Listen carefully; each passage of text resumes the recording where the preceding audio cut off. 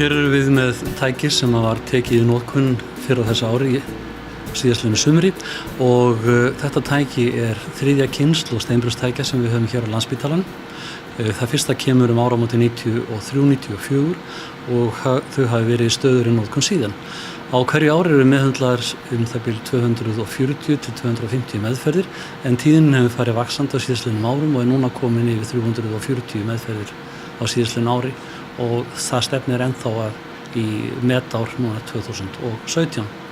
Þessi meðferð fer þannig fram að sjúklingarnir koma fastandi, þeir eru ekki undirbúnir á öðru leyti, þeir mega taka sér venjulegu lyf, allt annað heldur en blóðþynningarlyf og flestar meðferðir eru gefnar bara í staðdeyfingu og í verkjadeyfingu. Sárafáir sjúklingar þurfa á svæfinga að halda en þó alltaf einhverjir.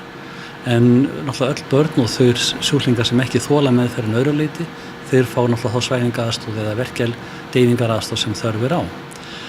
Tæki þetta byggir á svokölluðum rafsegli sem hér inn í tækinu og sjúklingur liggur á þessu borði. Segullinn umlukinn vatni og falinn inn í silikónhylki og hljóðbylgjurnar myndast í þessum segli, berast upp í brennipunkt sem það bil 18 cm fyrir ofan segullinn og þar molna steinninn niður í minni einingar og dettur í sundur.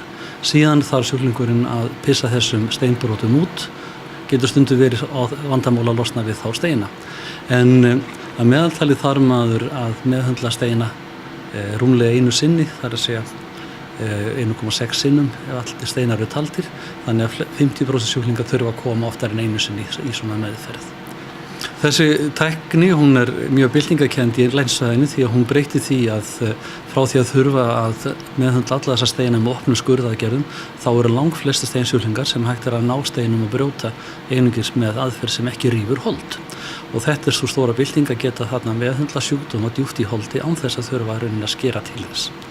Steina skurðaðgerðir voru algengustu aðgerðir sem þvagfæraskurðlæknar gerðu hérna á árum áður en núna ekki gerð nema kannski 1 eða 2 á ári og það ótrúlegt hlutfall á móti því að það séu 250-300 sjúklingar sem koma hverju ári með steina vandamál.